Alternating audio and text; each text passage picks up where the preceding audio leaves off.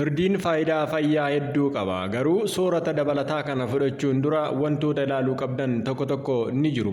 Irdiin faayidaa fayyaa hedduu qabaachuun beekama. Kunis gubinsa qaamaa yookiin immoo infilaameeshin hir'isuu fi fayyaa waliigalaa deeggaruu dabalata. Haa ta'u malee mi'eessituu kana soorata idilee keessan keessatti fayyadamuun dura wantoota barbaachisoo ta'an muraasa beekuu qabdu. Akkam jirtu hordoftoonni yeroo fayyaa, kun yeroo fayyaa keessanii. Viidiyoo keenya har'aatiin mata duree qabxii 5 irdiin of keessaa qabu maal beektu jedhu qabannee isiniif dhiyaanneerra. Irraa barattu waan fayyadamtan faayidaa inni fayyaaf qabu beekuu qabdu jennee amanna.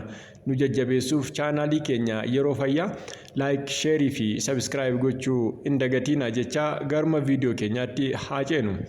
Irdiin mi'eessituu biqiltuu afaan saayinsawaan kurkum long jedhamuun ta'ee miseensa maatii jinjibilaa halluu keelloo burtukaana qabuun beekamaadha. Nyaata bulcheessuu keessatti adda durummaan faayidaa irra kan ooluu fi akkasumas mi'aa fi halluu dabaluudhaaf kan oolu yoo ta'u, akka qorichaatti aadaadhaan jaarraa hedduuf amaloota farra gubaa yookiin immoo infilaamatorii fi miidhamuu seelii raadikaalota bilisaa irraa ittisuu yookiin immoo antiyoksidaantii qabaachuu isaatiin faayidaarra oolaa tureera. Egaa irdiin faayidaa hedduu haa qabaatu malee haala akkamiin itti fayyadamna kan jedhu akka armaan gadii kanatti ilaalla. Kabajaan nu caqasa. 1. Nyaata waliin fudhachuun gaariidha. Yeroon guyyaa keessatti dabalata irdii yookiin immoo tarmerikii fudhachuuf gaarii ta'e ilaalchisee ragaan muraasa ta'us qorattoonni mi'eessituu fayyisu kana yeroo nyaata coomaa baay'ee qabu yookiin immoo booda fudhachuu akka qaban gorsu. Kunis qaamni haala bu'aa qabeessa ta'een akka xuuxuuf waan gargaaruuf. 2. Qorichoota murtaa'oo waliin wal nyaata. Irdiin baay'inaan yeroo fudhatamu qoricha tokko tokko waliin wal nyaachuu danda'a. Isaan keessaa akka fakkeenyaatti aspiriinii qorannoon akka agarsiisutti irdiin farra infilaamatorii fi antipilaatileetii kan aspiriinii wajjin wal fakkaatu qabaachuu danda'a. Isaan walitti makuun carraa dhiiguu dabala. 2. Insuliinii. Irdiin pirootiinota insuliinii gadhiifamu keessatti hirmaatan to'achuu danda'a. Kanaanis hamma sukkaaraa dhiigaa gadi buusuu danda'a.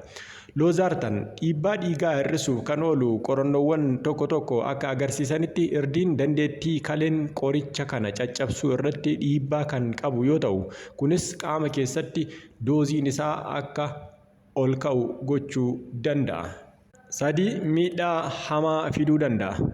Mi'eessituu kana faayidaa hedduu kan kennu ta'us miidhaa tokko tokkos qaba. Miidhaan ciccimoo irdiin nu irraan ga'u kanneen akka rakkoo ujummoo hadhooftuu. Kurkumiin kan jedhamu koompaawundiin irdii keessatti argamu ujummoo hadhooftuu akka kontoonfatu gochuun hadhooftuu ujummoo hadhooftuu keessa jiru duwwaa gochuu danda'a. Yoo cirracha ujummoo hadhooftuu qabaattan dabalataan kun dhiibbaa ujummoo hadhooftuu keessa jiru dabaluudhaan cirracha kana balleessuu rakkisaa gochuu danda'a. Inni kan biraa alerjii. Namoonni alerjii aspiriinii qaban yeroo irdii nyaatan of eeggannoo gochuu qabu. Sababaan isaas mi'eessituun kun salisaayleetii of keessaa qaba. Dhiibbaa bullaa'insa nyaataa. Namoonni tokko tokko garaa kaasaa ol deebisisuu, dhukkubbii fi teessisuun yeroo irdii nyaatan isaanitti mul'achuu danda'a. 4. Nyaata tokko tokko waliin akka gaariitti hin makamu. Irdiin nyaata ayiraniin badhaadhe irraa ayiraniin qaama keessatti akka hin xuuxamne gufachiisuu danda'a. Sooranni ayiraniin badhaadhe kan akka killee, baaqelaa, foon diimaa fi nyaata dheedhii kanneen biroo ayiranii of keessaa qaban. 5. Nama hundaaf gaarii miti. Ogeeyyiin fayyaa haalawwan tokko tokko keessatti dabalataan irdii akka hin fayyadamne gorsu. Kanneen keessaa yoo qoricha murtaa'e fudhattan, yoo qoricha dhiiga nama qallisu, qoricha farra asiidii yookiin qoricha dhukkuba sukkaaraa fudhattan irdii fudhachuu irraa fagaadha. Summii.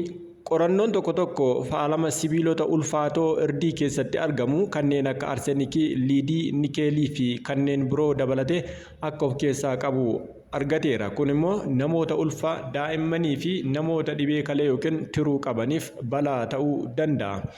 Egaa kabajamtoota hordoftoota keenya, irdiin maal akka ta'e, yoom akka fayyadamnuu fi haala kamiin fayyadamuu qabna kan jedhu irratti hubannoo argattaniittu jedheen amana. Isin irdii ni fayyadamtu? Kanaan dura irdiin faayidaa qaba jettanii yaaddanii beektu? Yaada keessan sanduuqa yaadaa jalatti nu barreessaa. Yeroo fayyaa immoo laayik, sheerii fi sabskiraayib gochuu hin dagatina.